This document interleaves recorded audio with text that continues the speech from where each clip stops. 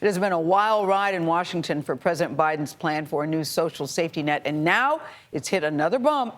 For weeks, West Virginia Senator Joe Manchin has been demanding a lower price tag, and he got that.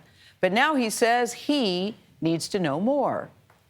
As more of the real details outlined, the basic framework are released, what I see are shell games, budget gimmicks that make the real cost of the so-called $1.75 trillion bill estimated to be almost twice that amount. All right, Manchin is also upset that a smaller infrastructure bill is yet to pass. He blames House progressives for that, and they blame conservative Democrats like him.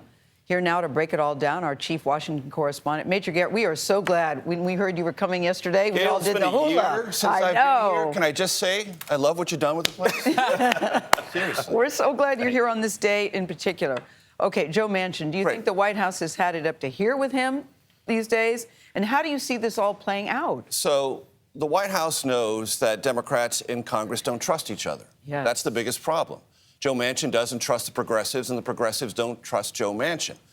President Biden has to be the trust builder. He has to say, look, I've given everyone lots of time to go over the details, the numbers, and the legislative language. But I've got to blow the whistle. Nate, you know what happens when the whistle blows, the play stops. That's and right. Everyone knows what to do next. Yep. Line up for the next play. The next play is to vote. The next play is to vote and decide on both of these initiatives so the Biden domestic agenda can have something it's lacked for weeks and weeks and weeks. So why doesn't he blow the action. whistle? Why doesn't he blow the whistle then? The president has to make that decision himself, and those around him have to say, Mr. President, now is the time. He has had that opportunity before and has let it pass. At some point, you have to say, it's time to vote and time to clarify what's actually at stake. And important things are at stake. I don't want to suggest Democrats are simply bickering over trivia. They're not. Home health care via Medicaid for the sandwich generation for their elderly parents is a huge deal. Yep. Universal pre-K is a huge deal. These are monumental changes. And how they happen and at what speed and at what price tag matter a great deal. That's why they continue to negotiate. But at some point, you've got to say, let's move forward, define what we've done, and begin to explain it to the country that's going to receive it. So on the subject of at some point, is there any kind of natural barrier or deadline, or can Democrats keep pushing this down the calendar infinitely? Not infinitely. Time does. Yes. Practical time is flexible, as Democrats have proved. Terry McAuliffe was begging for 3 weeks. Vote on infrastructure. Give me a win in Virginia so I can point to Democrats governing in a way that is coherent, meaningful, and responsive. He didn't get that. Progressives said, you know what, run on what we've already done. And Terry McAuliffe said, no, I want infrastructure. If he loses that race in Virginia, and he very well might, one of the reasons, not the only reason, but one of the reasons will be Democrats failing to define what governing looks like. So, to your point, they could take this another week. There is a December 3rd deadline on the continuing resolution to keep the government open and extend the debt ceiling. They could go there. I've watched Congress has taken it all the way to Christmas.